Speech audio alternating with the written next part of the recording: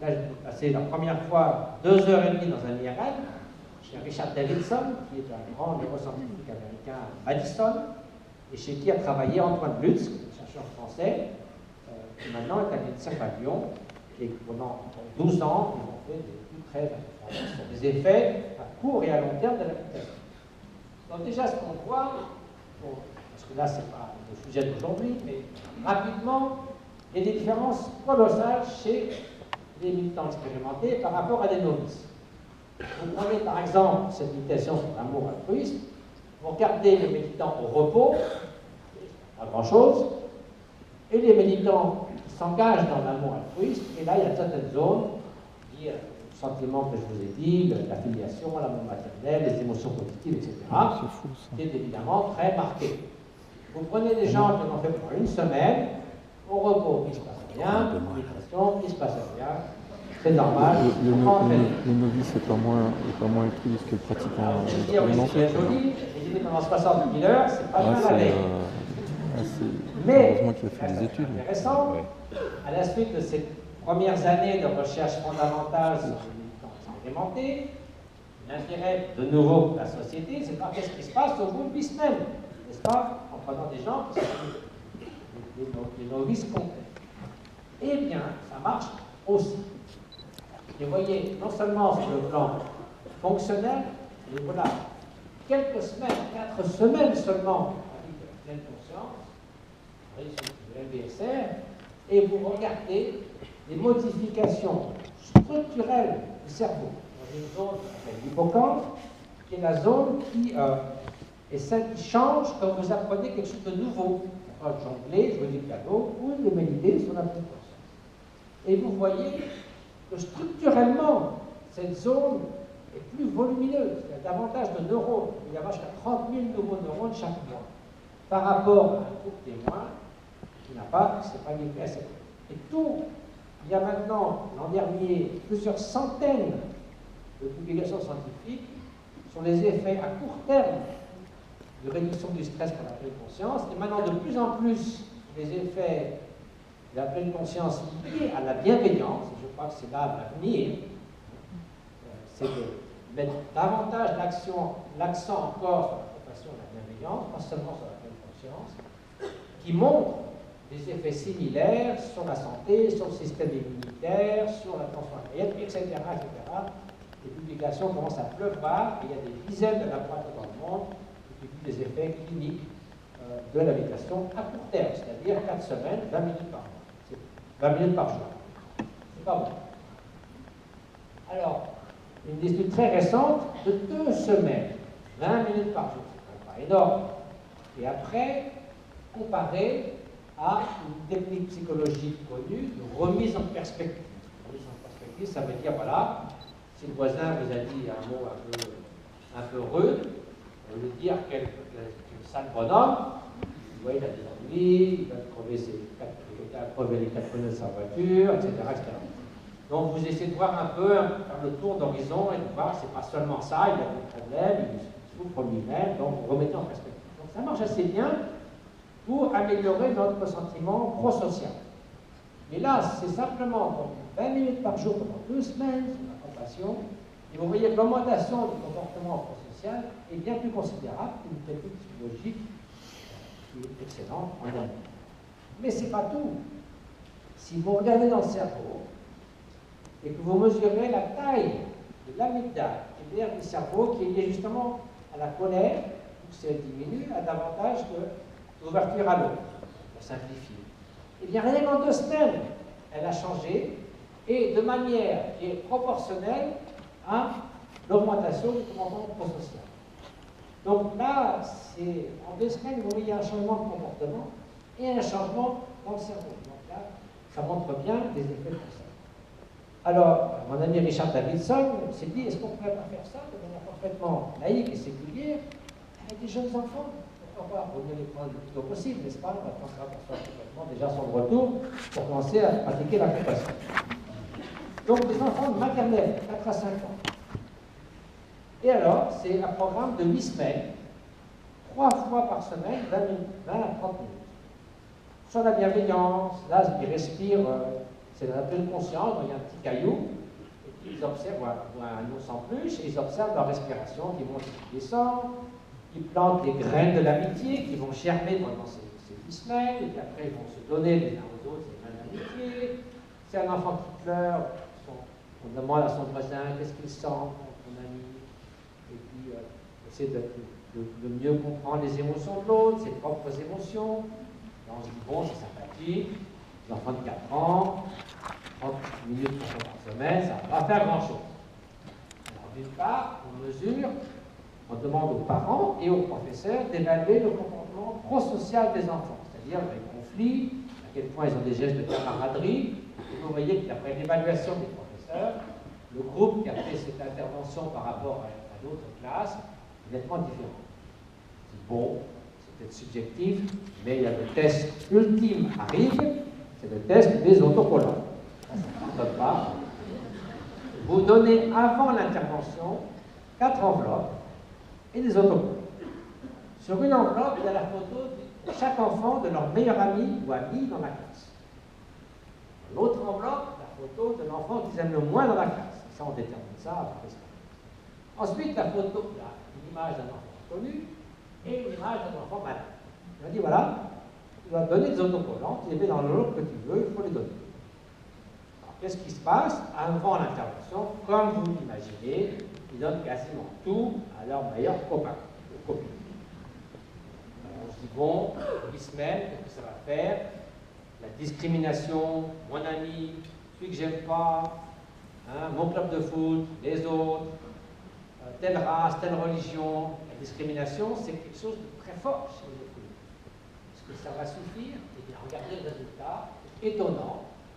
Après les 10 semaines, ils donnent quasiment autant à l'ami et au non-ami. Ça a gommé les discriminations. Et à très peu de coups, les enfants adorent ça. Ils viennent par semaine, les enseignants, ils disent pourquoi vous venez pas tous les jours? Ils aiment beaucoup ça. Donc on imagine ce que ça peut donner pour, si on pouvait, dès le plus jeune âge, commencer déjà à ne pas entrer dans ce système de discrimination qui sont tellement mauvais pour la société. Maintenant, Richard Davidson fait ça sur milliers d'enfants, et les études vont être publiées à la fin de l'année. Il est là-bas, il est venu à Madison, il a entendu ça, il a dit bon, on fait ça après sur 10 000 enfants, 100 000 enfants, les Nations Unies, le monde entier. Pourquoi pas? Le CAC 40 aussi. Donc nous, on fait ça en Inde, dans les écoles que nous avons construites par Karuna. Donc, cette soirée est dédiée aussi à nos projets humanitaires. Nous avons maintenant 25 000 enfants dans les écoles que nous avons construites. Et même, en Inde c'est facile, c'est fait partie de tradition, mais les enfants font du yoga, méditent le matin. Et ça, même là-bas, dans les villages du Bihar, des villages très pauvres, ces 30 minutes au début de la classe a augmenté la présence des enfants dans les classes, parce que là-bas, s'ils ne viennent pas, c'est pas un drame. Hein. Et là, ils viennent beaucoup plus à cause de ça. Et donc, nous essayons de faire au mieux. Dans cette même région, nous traitons maintenant 100 000 patients par an. Et donc, nous faisons de notre mieux pour eux. Alors, comment passer? Bon, donc, la transformation individuelle, elle est possible. C'est clair. On peut le vérifier sur son pratique. Et les neurosciences, vous le diront. Non seulement les neurosciences, mais très récemment, la même équipe à Madison a publié un papier montrant que 8 heures de méditation sur la compassion changent l'expression des gènes. On a travaillé avec une épigénéticiste espagnole. Et donc, vous savez, les gènes, vous les avez, c'est comme un peu comme un plan d'architecte. C'est ce que vous avez à la naissance, mais ce n'est pas fini. Parce que les gènes peuvent s'exprimer ou ne pas s'exprimer. C'est comme si vous avez ce bâtiment, vous avez un éclairage, admettons que vous ayez 900 ampoules dans ce bâtiment, ce n'est pas la même chose si on a 10 d'allumés ou 900 d'allumés. Donc si un gène n'est pas exprimé, c'est comme s'il n'était pas là. Et on sait, par ailleurs, chez les animaux, que effectivement, le mode d'expression des gènes est lié aux circonstances extérieures, aux soins maternels, à plein d'autres choses. Donc là, ils ont étudié 3 gènes pour avoir avec le stress, l'anxiété, et en 8 heures de méditation, ils ont vu qu'il y avait une différence considérable dans l'expression de ces gènes. Donc vous voyez, c'est non seulement au niveau du cerveau, au niveau immunitaire, mais même au niveau cellulaire, que l'intervention sur l'entraînement de l'esprit peut avoir des effets. Donc c'est passionnant, il y a toutes sortes de choses qui peuvent se faire. Donc, ça c'est la bonne nouvelle. Mais reste que, bon, transformation individuelle, on veut dire tant mieux pour vous. La société est ce qu'elle est. Donc, comment passer de la transformation individuelle à la transformation de la société? Le point d'articulation, c'est ce qu'on appelle l'évolution des cultures. L'évolution des cultures, c'est quelque chose qui va plus vite que les gènes. Les gènes, pour avoir un gène altruiste qui se répand dans l'ensemble de la population humaine, ça pourrait prendre 50 000 ans. On n'a pas le temps. C'est vrai, ça prend 50 000 ans, ça ne grand chose. Donc il faut aller plus vite. Et heureusement, les cultures fonctionnent. L'évolution des cultures fonctionne sur un mode purement darwinien, mais ça va beaucoup plus vite. Vous voyez la difficulté vis-à-vis de la guerre. Au début de la Première Guerre mondiale, on disait que la guerre était le creuset des civilisations. C'était quelque chose de noble, d'héroïque, de magnifique, etc. On n'aurait pas osé dire quelque chose contre. On partait à la guerre en 14 avant de savoir ce qui allait se passer, en chantant, on bénissait des canons, etc. Maintenant, il y a des guerres, bien sûr, mais en gros, tout le monde éprouve une sorte de répulsion complète vis-à-vis de l'idée de partir en guerre. C'est plus partie de la culture de dire que la guerre, c'est quelque chose de formidable. C'est une évolution des cultures. Quand j'avais 16 ans, j'avais lu le livre de Rachel Carson, Printemps silencieux. J'étais ornithologue, les écolos, c'était comme les hippies de l'époque. Ça n'intéressait personne, l'environnement. Maintenant, je veux dire, c'est pas comment le prendre, les hommes politiques, ils sont frileux, c'est pas possible, même si ça se réchauffe. Eh bien, n'empêche que, au moins, c'est quand même, on voit bien que c'est un problème extrêmement sérieux et que c'est au cœur de nos préoccupations, même si on ne sait pas trop comment le gérer, parce que ça impliquerait évidemment des gros efforts. Donc les cultures changent. Et donc il faut des points d'inflexion. Il faut que les altruistes atteignent une masse critique pour qu'il y ait des points de bascule. Par chance, une des caractéristiques de l'évolution des cultures, c'est l'esprit d'imitation. Parce que si un certain nombre de gens, minimum, ont fortement des idées claires sur un sujet, les autres ils finissent par s'y rallier. C'est montré très bien, ceux qui disent l'évolution des cultures, et notamment il y avait un sondage sur l'attitude des gens vis-à-vis de l'environnement, on leur disait est-ce que vous êtes prêts à faire un effort, quoi qu'il arrive? C'est-à-dire que les autres ou non fassent quelque chose pour minimiser votre empreinte écologique. 20% des gens disent oui, moi je suis prêt à faire des efforts, à mieux isoler ma maison, à transformer du solaire, à faire du géothermique, à investir un peu, à utiliser moins ma voiture, etc., etc. Que les autres le fassent ou pas, moi je vais le faire. 20%. 20% disent moi je m'en fiche.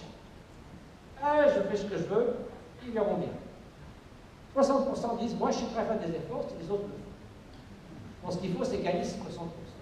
Ça c'est l'esprit d'imitation. Donc il faut que les idées soient suffisamment fortes et attirantes pour qu'on s'y rallie. Donc il y a de l'espoir. Et il y a des bonnes choses qui se passent malgré tout. Alors, je vais vous donner un seul exemple, il y en a plus d'autres.